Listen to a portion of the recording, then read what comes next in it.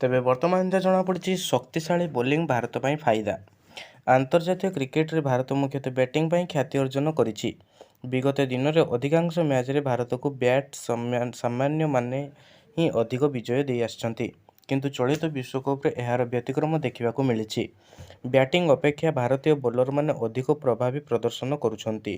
ଅଧିକ ସୂଚନା ପାଇଁ ଆମ ଚ୍ୟାନେଲକୁ ଲାଇକ୍, ସବସ୍କ୍ରାଇବ୍, ସେୟାର କରନ୍ତୁ ତଥା ପାଖରେ ଥିବା ବେଲ୍ ଆଇକନକୁ ଦବାଇ ଦିଅନ୍ତୁ ତଥା ଆମ ଚ୍ୟାନେଲର ସମସ୍ତ ଅପଡେଟ୍ ଆପଣଙ୍କ ପାଖରେ ପ୍ରଥମେ ପହଞ୍ଚିବ।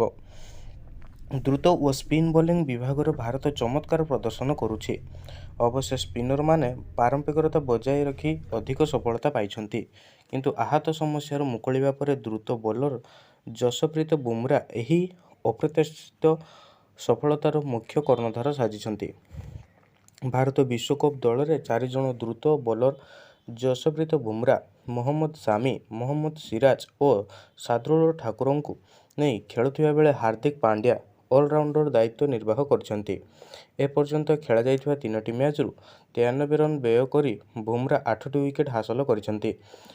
ଅଷ୍ଟ୍ରେଲିଆ ଓ ପାକିସ୍ତାନ ବିପକ୍ଷରେ 2ଟି ଲେଖାଏଁ ଆଫଗାନିସ୍ତାନ ବିପକ୍ଷରେ 4ଟି ୱିକେଟ୍ ନେଇଥିଲେ। ବୁମରା ବିପକ୍ଷ ଦଳ ବ୍ୟାଟ୍ସମ୍ୟାନଙ୍କ ପାଇଁ ଚିନ୍ତାର ବିଷୟ ପାଲଟିଛନ୍ତି। ୟର୍କର ପାଇଁ ଜଣାଶୁଣା ବୁମରା ଚଳିତ ବିଶ୍ୱକପରେ ଇନ୍ସୁଇଙ୍ଗ ଓ ଆଉଟସୁଇଙ୍ଗ କରି ୱିକେଟ୍ ହାସଲ କରିବାରେ ସଫଳ ହୋଇଛନ୍ତି। ମହମ୍ମଦ ସିରାଜ ୱିକେଟ୍ ହାସଲ କରୁଥିଲେ ମଧ୍ୟ ମହଙ୍ଗା ସାବ୍ୟସ୍ତ ହେଉଛନ୍ତି। ସିରାଜ 3ଟି ମ୍ୟାଚରୁ 3ଟି ୱିକେଟ୍ ନେଇଥିବା ବେଳେ 152 ରନ୍ ବ୍ୟୟ କରିଛନ୍ତି। ସ୍ପିନ୍ ବିଭାଗରେ କୁଲଦୀପ ଯାଦବ 3ଟି ମ୍ୟାଚରୁ 117 ରନ୍ ବ୍ୟୟ କରି 5ଟି, ରବୀନ୍ଦ୍ର ଜାଡେଜା 3ଟି ମ୍ୟାଚରୁ 104 ରନ୍ ବ୍ୟୟ କରି 5ଟି ୱିକେଟ୍ ନେଇଛନ୍ତି। ଭାରତ ପାଇଁ ବିଶେଷ ଫାଇଦା ହେଉଛି ହାର୍ଦ୍ଦିକ ପାଣ୍ଡ୍ୟାଙ୍କ ବୋଲିଂ। ପାଣ୍ଡ୍ୟା ମଧ୍ୟଭାଗରେ ୱିକେଟ୍ ନେବା ପରେ ସଫଳ ହେଉଛନ୍ତି। ପାଣ୍ଡ୍ୟା ଏପର୍ଯ୍ୟନ୍ତ 3ଟି ମ୍ୟାଚରୁ 105 ରନ୍ ବ୍ୟୟ କରି 5ଟି ୱିକେଟ୍ ନେଇସାରିଲେଣି।